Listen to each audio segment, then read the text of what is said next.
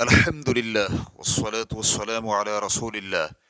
حمل کی حالت میں بیوی سے جماع اور اس کے فوائد و نقصانات۔ سوال کیا گیا ہے 9 ماہ کی حاملہ بیوی سے جماع کرنے کے بارے میں کیا رہنمائی ہے؟ کیا ایسی صورتحال میں جماع کرنا مکروہ ہے یا کہ عورت کو کوئی نقصان ہوگا یا پھر بچہ جلد پیدا ہو جائے گا؟ الجواب بعون اللہ سبحانہ وتعالی۔ اول، ہر وقت اور ہر حالت میں بیوی سے لطف اندوز ہونا جائز ہے، الا یہ کہ جس سے شریعت نے منع کیا ہے کہ دوبر میں وطی کرنا حرام ہے، اور اسی طرح حیض یا نفاس کی حالت میں بھی جماع کرنا حرام قرار دیا گیا ہے۔ رہا مسئلہ حاملہ بیوی کا، تو اس سے جماع کرنے کی حرمت کی کوئی دلیل نہیں ہے، لیکن اگر خدشہ ہو کہ بچے کو ضرر اور نقصان پہنچے گا، اور اس ضرر کا اندازہ بھی تجربہ کار لیڈی ڈاکٹر ہی لگا سکتی ہے۔ اللہ سبحانہ وتعالی کا فرمان ہے، نساؤکم حرث لکم فأتوا حرثکم انا شئتم، تمہاری بیویاں تمہاری کھیتی ہیں، تم اپنی کھیتی میں جہاں سے چاہو آؤ۔ سورۃ البقرہ آیت نمبر 223۔ حافظ ابن کثیر رحمہ اللہ کہتے ہیں، ابن عباس رضی اللہ عنہما کا کہنا ہے، الحرث یہ بچہ پیدا ہونے کی جگہ ہے، فأتوا حرثکم انا شئتم، تو تم اپنی کھیتی میں آؤ جہاں سے چاہو، یعنی جیسے چاہو، آگے سے یا پچھلی جانب سے، ایک ہی جگہ یعنی بچہ پیدا ہونے والی جگہ میں، جیسا کہ احادیث سے ثابت ہے۔ ریفرنس کے لیے دیکھیے تفسیر ابن کثیر جلد نمبر 1 صفحہ نمبر 588۔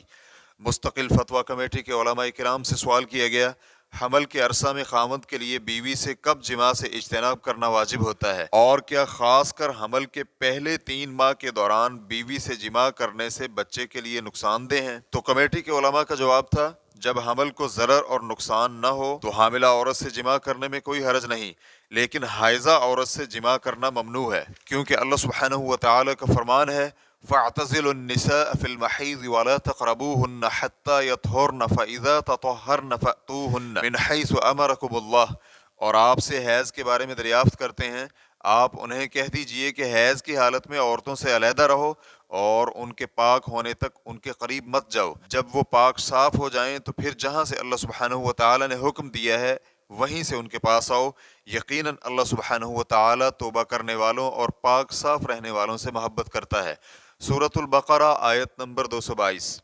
اور نفاس والی عورت بھی اس طرح ہے کہ اس سے پاک ہونے تک جماع نہیں کیا جائے گا، اور اسی طرح حج اور عمرہ کا احرام باندھنے والی عورت سے بھی۔ فتوی الشیخ عبدالعزیز بن باز، الشیخ عبدالعزیز آل شیخ، الشیخ عبداللہ بن غدیان، الشیخ صالح الفوزان، الشیخ بکر ابو زید۔ ریفرنس کے لیے دیکھیے فتاوی اللجنۃ الدائمۃ للبحوث العلمیۃ والافتاء جلد نمبر 19 صفحہ نمبر 353۔ اور شیخ عبداللہ بن منی حفظہ اللہ سے حاملہ عورت سے جماع کے بارے میں دریافت کیا گیا،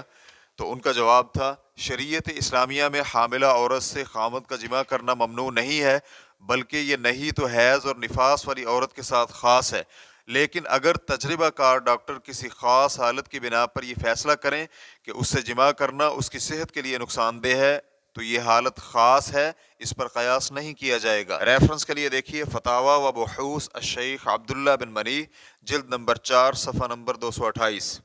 دوم، رہا مسئلہ حمل کے آخری مہینہ میں جماع کرنا بیوی کے لیے نقصان دہ ہے یا نہیں، تو اس بارے میں تجربہ کار لیڈی ڈاکٹر سے رابطہ کیا جائے، کیونکہ یہ عورت کی طبیعت اور حمل کے اعتبار سے مختلف ہوتا ہے، اور حمل کے نتیجہ میں پیدا ہونے والے اثرات کے اعتبار سے ہوگا جو مختلف ہوتے ہیں، اور یہ ماہر لیڈی ڈاکٹر ہی بتائے گی، لیکن اصل کے اعتبار سے یہی ہے کہ حمل کی حالت میں جماع کرنے سے نہ تو عورت کو کوئی نقصان ہے اور نہ ہی بچے کو کوئی نقصان ہوتا ہے، بلکہ نبی علیہ الصلوۃ والسلام نے تو پیٹ میں پائے جانے والے بچے کو کھیتی سے مشابہت دی ہے، اور آدمی کی منی کو اس پانی سے جو اس کھیتی کو لگایا جاتا ہے۔ یہ اس بات کی دلیل ہے کہ آدمی کے پانی سے ماں کے پیٹ میں بچے کو فائدہ ہوتا ہے، جس کا معنی یہ ہوا کہ حالت حمل میں بیوی کے ساتھ جماع کرنا اور رحم میں انزال کرنے سے فائدہ ہوتا ہے، نقصان نہیں۔ ابن قیم رحمہ اللہ لکھتے ہیں کہ امام احمد رحمہ اللہ کا کہنا ہے کہ وطی بچے کی سماعت اور بصارت میں اضافے کا باعث بنتی ہے۔ ریفرنس کے لیے دیکھیے زاد المعاد جلد نمبر 5 صفحہ نمبر 140۔ رہا مسئلہ کہ بچے کی پیدائش جلد ہو جاتی ہے، یہ قول صحیح نہیں، الا یہ کہ اگر جماع بڑی زبردستی اور شدت سے کیا جائے اور عورت کا رحم کمزور ہو تو پھر تجربہ کار لوگوں کا قول یہی ہے۔ اس لیے خاوند کو چاہیے کہ وہ اپنی حاملہ بیوی کی نفسیات کا بھی خیال رکھے اور اس کی تکلیف کا بھی، اور خاص کر آخری ایام میں کیونکہ اس کے لیے تو بیٹھنا بھی مشکل ہو جاتا ہے، اس لیے خاوند کو جماع کے لیے مناسب حالت اختیار کرنی چاہیے تاکہ بیوی کو ضرر نہ ہو اور نہ ہی بچے کو نقصان پہنچے۔ واللہ تعالی اعلم۔ اسلام کیو اے ریکارڈنگز مؤسسۃ الشیخ محمد صالح المنجد، المملکۃ العربیۃ السعودیہ، فتویٰ نمبر 104164۔ والسلام علیکم ورحمۃ اللہ وبرکاتہ۔